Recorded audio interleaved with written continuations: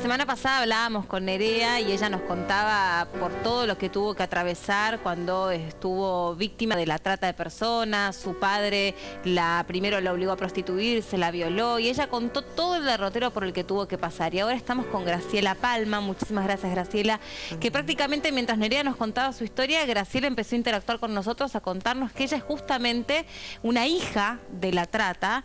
Presume que su madre fue prostituta y ella habría nacido en cautiverio. Así que a través de la historia de Nerea me imagino todo lo que te habrá pasado por la cabeza respecto a tu propia historia. Sí, fue una movilización muy grande. Más que nada en ese momento pensé en mi madre. Después pensé también en la cantidad que somos, porque generalmente cuando se habla de la trata no se habla de los bebés que nacen en el cautiverio de la trata. En mi historia personal parte más que nada de que todo de chica, y desde que tengo uso de razón sabía que no estaba con mis padres biológicos, que yo no pertenecía a esa familia. ¿Vos lo sentías? Claro. En algún momento leí sobre lo que se llama la memoria encriptada. Bueno, a partir de ahí surgieron un montón de cosas en mi vida, fui creciendo con muchos problemas por todas estas mentiras y a los 16 años, en una reunión con un psiquiatra, una reunión de familia, me blanquean mis padres de crianza que efectivamente no era hija de ellos, que mi madre era una prostituta que me iba a tirar a la basura y que ellos me salvaron. Eso fue hasta ahí un poco el blanqueo de la situación que permitió en mi conducta y en un montón de cosas, en el estudio inclusive, que pasara, por ejemplo, de peor alumno a mejor alumno. El hecho de saber de dónde venía. Saber la verdad, saber que efectivamente no era hija de ellos. ¿Qué pasó después? Bueno, viene todo un trabajo muy difícil, que es el tratar de averiguar qué es lo que pasó, cuál es el origen, cuál es nuestra historia, porque me voy dando, a medida que uno empieza a dar los primeros pasos, que es el registro civil, por ejemplo, en el cual aparece, o sea, me dicen que soy adoptada, realmente no soy hija biológica. Voy al registro civil y a mí me entregan una partida de nacimiento donde no figura ninguna lectura al margen que indique que hay un trámite de adopción. A ver. Es una partida como la de cualquier persona. ¿Y quiénes figuran como padres? Y mis padres de crianza figuran como si fueran mis padres Era biológicos. muy común en esos tiempos. Claro, porque se fraguaba una partida de nacimiento y punto. Y hasta el día de hoy sigue pasando. Y porque claro, y aclaro una cuestión, justamente a mí también en el registro civil me dan el certificado que elabora la partera, con el cual me fueron a anotar. Y en este certificado ella da fe de que se produjo el parto, mi madre de crianza figura como mi madre biológica. Claro. Qué loco. Todos los datos de peso, estatura. ¿Todo inventado? ¿Cómo? ¿Todo inventado? Todo inventado. Han cambiado inclusive el lugar de nacimiento. Qué bárbaro. Yo figuro nacida en la ciudad de Buenos Aires y no es así. ¿Dónde naciste Después me verdaderamente? entero que en La Plata. ¿Cómo reconstruiste justamente todo tu origen? Porque está bien, te blanquean parte de la historia. Claro. ¿Cómo llegás a pensar o a determinar que sos víctima de o hija de la trata? Bueno, a partir de, bueno, en el año 86 fallece mi padre de crianza, que él era abogado, fue cónsul honorario de Chile en La Plata, digamos, era un hombre que sabía, digamos, de lo que era legal y lo que no era legal, ¿no? Pero tuve charlas con mi madre de crianza. Después que él fallece. Claro. Porque bueno, era plantear, a ver, ella era la que estuvo ahí, que me podía aportar mayores datos, y fue entonces que luego de muchas conversaciones, con mucha paciencia, ella me relata lo que sucedió.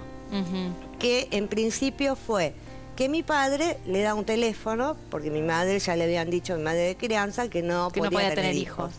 Le da un número y le dice, llama a este número, encárgate. A partir de ahí ella llama, dice que la atendió un hombre que era muy violento. No me sabía decir quién era exactamente, con el cual empezaban a hacer el trato, ¿no? De que le traen un bebé. De que había un bebé. ¿Se acuerda el lugar al que llamó, la zona geográfica? Ella me dice que es en La Plata. También en La Plata. En La Plata. Luego, cuando yo sigo preguntando, ella me dice, bueno, estos hombres que compran y venden mujeres. Y habla con mi madre biológica, que nunca supo el nombre, sino el apodo. Tanto la partera como este hombre le decían la polaca. Ajá. Era todo sobre la polaca. Y habla en una oportunidad por teléfono con ella y me cuenta que mi madre estaba biológica, lloraba mucho, que tenía mucho miedo, que había sido amenazada, que habían querido hacerle un aborto, pero cuando decidieron eso por lo avanzado del embarazo... Era demasiado tarde. Ya era demasiado tarde. Claro, muy riesgoso. Exacto. Y que entonces que ella estaba con mucho miedo por lo que podía pasarme a mí, al bebé, porque yo todavía no había nacido. ¿De dónde era, sabes? Tu mamá. Esa es la gran duda. Porque luego con investigaciones yo me entero, porque yo ignoraba de todo lo que es el tráfico, Claro. lo que todo, porque acá hay una realidad que hablamos de trata, tráfico, etcétera, que era para mí todo muy nuevo. O sea, pero ella era prostituta contra su voluntad. Esto es lo que vos crees que es la historia que es tu prehistoria, bien dicho. Partiendo del testimonio que me da mi madre de crianza, Exactamente. tratando de... Reconstruir tu pasado. Exacto, porque llegó un momento en que yo le planteo, ya somos grandes, Claro, ya hablemos- los pactos de silencio no van más. ¿Sabes por qué te pregunto esto? Sobre el origen. Porque en ese mundo muchas veces las polaquitas son misioneras en aquellos tiempos Claro, y también, más coloraditas. y también paraguayas, ¿no? Sí. Esclavas que sacaron de Misiones y de Paraguay.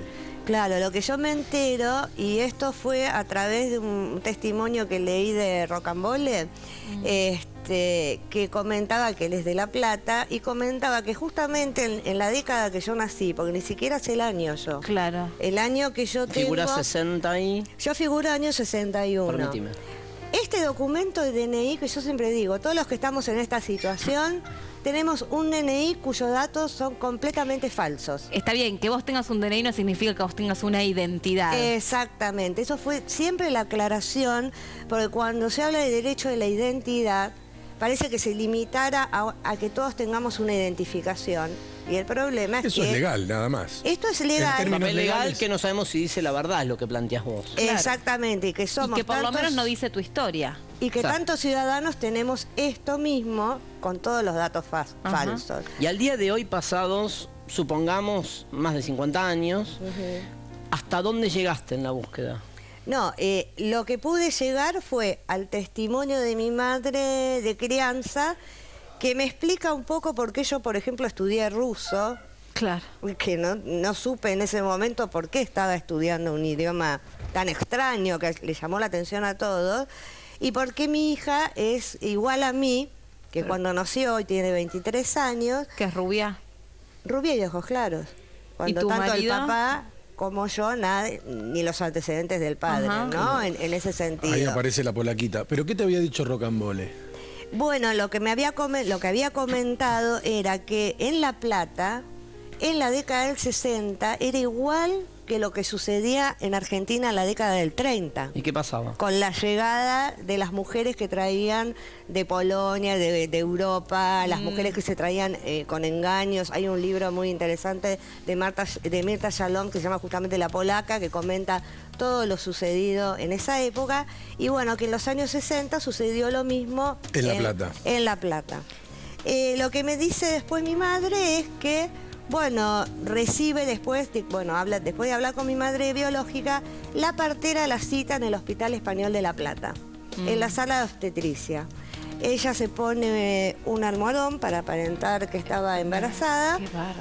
Y cuando llega allá, la partera le señala de lejos a la polaca, para que de alguna manera se diera cuenta si le iba a gustar el bebé que iban a nacer. Qué Wow. loco, Y Dios. entonces historia. se hacía el negocio, se cerraba el negocio. Y me acuerdo que ella me comentó que le llamó mucho la atención el pelo, pelirrojo, el cabello era mujer joven, la nariz ancha, que ella decía, uy, van a nacer un bebé con la misma nariz. Y yo ahí entendí por qué de chiquita me ponían broches de la ropa, porque decían que mi nariz era muy ancha, Ah, mirá vos. que no era de niños finos, ¿no? Pues yo me crié en Barrio Norte, bueno. ¿Barrio Norte de La Plata? No, acá de la en Capital. Ciudad de Buenos Ponen Aires. un broche. Un broche. Broche de la ropa para afinar la nariz. Después entendí que es la nariz de mi madre la que yo tengo. Claro. Ahora, ¿sabés si más allá de esa situación tuvo algún encuentro previo tu madre biológica con tu madre adoptiva? Solo telefónico. Solo telefónico. De lejos, en el hostal, para darle el ok a la partera de que aceptaba o no. Ahora, en ese momento. O en sea el que, hospital, perdón, en ese mismo momento se podría haber frustrado la pase entrega. tuyo, tu entrega. Claro. Qué pero- o sea, solo si a ella no le hubiera gustado de lejos el aspecto La pinta, físico. claro. Se pudo establecer, una pregunta dura, pero que sirve para entender la lógica de las redes de trata. ¿Se pudo establecer y vos pudiste llegar a saber cuánto se pagó? Exactamente no. Sé que el valor generalmente oscilaba el de un departamento, el de un inmueble. Pero obviamente que a mí eso no me lo dicen. Yo creo que mi mamá de crianza no lo sabía porque todo ese arreglo vino después por el lado de mi padre. Que era el abogado y el que manejaba esos asuntos. Exactamente. Y bueno, después de esto lo que ocurrió fue que pasaron los meses, reciben un llamado, más o menos 4 o 5 meses, diciendo que se iba a producir el parto. Ellos fueron aparentemente a lo que sería una casa que era donde operaba la partera, que no la quisieron ver a mi madre de crianza. A mí me resultó muy fuerte cuando me relatan el parto. Sí. Que me dicen, si te tomó de las piernitas, en cuanto vos lloraste, te envolvimos y salimos corriendo. Se la arrancaron prácticamente. ¿Y cómo sería esa situación de arranque? Que yo llego y me lo cuenta, muchas veces me lo relató mi madre de crianza, con un pedazo de cordón colgando. Claro. Que cuando viene el médico pediatra que llamaron para revisar a esa bebé, que era yo, que llegaba a esa casa, el médico se quedó asombrado y preguntó quién había hecho esa barbaridad. Claro. O sea, Pero muy malo el trabajo. Sí, todo con mucha... Las apuradas. Claro, de violento y de apuro. Porque además, como dijo ella, en cuanto nací, me envolvieron y salieron corriendo. Es terrible lo que Y pasó. solo cuando tu padre de crianza fallece, vos podés indagar un poquito más acerca de tu historia, porque era reacio a contar, él nunca te dio nada. Por supuesto, este tema tabú completamente, los pactos de silencio, el resto de la familia tampoco jamás me decía nada. Qué sola y te habrás un poco... sentido. ¿Cómo? Qué sola te habrás sentido. Es que además es una situación que todos los que estamos buscando nuestra identidad de origen, tenemos que hay de estas historias como la mía, pero también con otras connotaciones o situaciones que llevaron a esto, todos nos sentimos con una necesidad de... O sea, primero es un shock. No todos reaccionamos de la misma manera, algunos sí quieren empezar una búsqueda, hacer algo, otros no se animan. Yo quise hacer algo y fue ahí cuando me di cuenta que no tenía ningún lugar a donde recurrir. ¿Cuál es la relación hoy con tu familia de crianza? Bueno, con tus hermanos, si es que tenés, con tus primos, no, con tus tíos, no. con tu mamá, con... Mi madre de crianza falleció en el 2011 y estaba enferma y yo la tuve en mi casa, ella estaba postrada. Y el resto de la familia, bueno, mi padre de crianza me dijeron que como yo no era de su sangre, no me querían ver más y esa fue la situación. Además porque andás a ver de dónde viene o venía de una prostituta, ¿no? ¿Qué edad tendría hoy, si estaría viva, tu mamá? Ojalá lo supiera con exactitud. Estamos hablando de una mujer de 80 años, 70 años. Y pero es una mujer muy joven. Era porque una mujer joven. No me 20 determinan años, la edad que tenía ella en ese momento, pero era una mujer joven. De unos 75 años hoy. Claro. Y no hay forma de llegar al final de la historia. O sea, ¿de qué manera se puede reconstruir más allá de la difusión de la historia? No, ¿existe acá...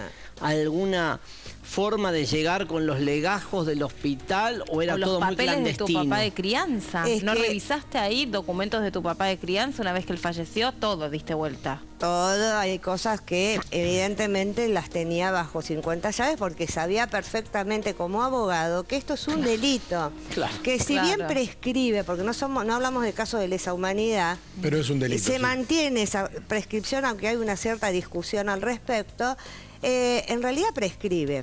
Y nosotros lo que estamos buscando es conocer nuestra historia, como Claro. todo ser humano tiene derecho a saber qué día nació, dónde nació, en qué lugar.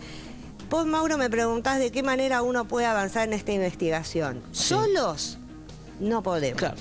Estamos pidiendo leyes y hoy, gracias a Dios, en el Congreso Nacional tenemos 3 proyectos de ley para la búsqueda de la identidad, que significa la creación de un instituto que se ocupe de recepcionar los casos con equipo de investigación, con el acceso a los archivos de registro civil, Pero hospitales. ahora estamos acá.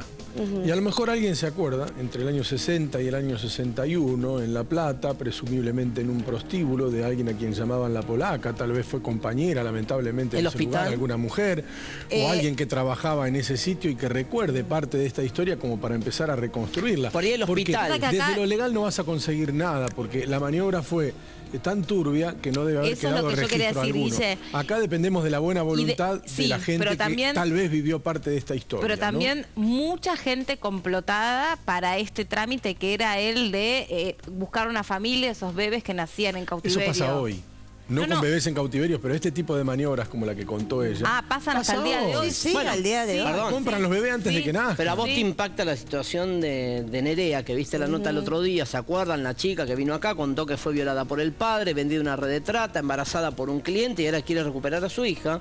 El impacto porque te ve reflejada en esa historia. Claro. Sí. Y Claro. 20 o 30 años después, Claro. 40 años después. Claro, porque son historias que siguen ocurriendo y que acá hay desde esta situación de anotar a un hijo como propio, que es una práctica social de siempre y muy antigua, se fue enriqueciendo con el tema de lo que es el tráfico de bebés. Sí. El tráfico de niños.